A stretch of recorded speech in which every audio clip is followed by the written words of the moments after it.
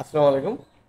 আজকের আলোচনার বিষয় প্রেগনেন্ট ভাতা নিয়ে বা গর্ভবতী ভাতার সম্পর্কে নিয়ে।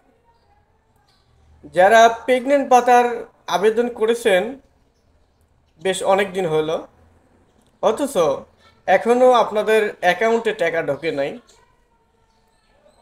সেই মহিলাদের জন্য বিশেষ সুখবর।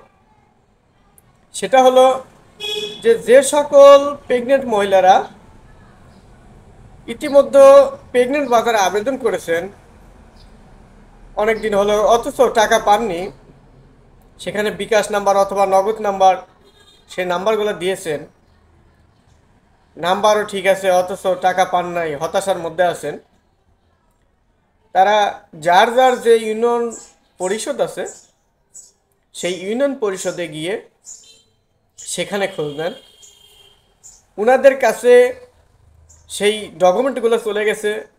যে সকল মহিলারা প্রেগনেন্ট ভাতা পান নাই বা গর্ভবতী ভাতা পান নাই, কী জন্য পান নাই, সেই সমস্যাগুলা সমাধানের লক্ষ্যে সকল ইউনিয়ন যে অফিস আছে, অর্থাৎ ভোট অফিস আছে বা ইউনিয়ন পরিষদ আছে, তাদের কাছে নোটিশ করা হয়েছে। সেখানে সেই নোটিশ অনুসারে তারা প্রত্যেককে ফোন দিবে, ফোনের মাধ্যমে তাদেরকে ডেকে সেই সমস্যাগুলোর সমাধান করে দেওয়ার চেষ্টা করবে ইনশাল্লাহ।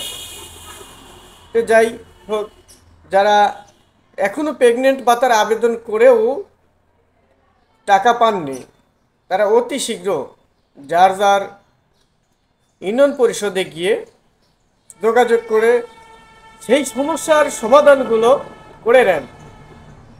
আর যখন সেই সমস্যাগুলোর সমাধান করে নেবেন, তখন আপনার অ্যাকাউন্টে টাকা ঢুকবে। তাছাড়া কিন্তু আপনার অ্যাকাউন্টে কোনো টাকা ঢুকবে না। তাই বসে না থেকে তাড়াতাড়ি এখনই যোগাযোগ করুন সেই ইউনিয়ন পরিষদে, সমস্যার সমাধান করে নেন অতি দ্রুত। সবাই ভালো থাকুন, সুস্থ থাকুন। আসসালামু আলাইকুম।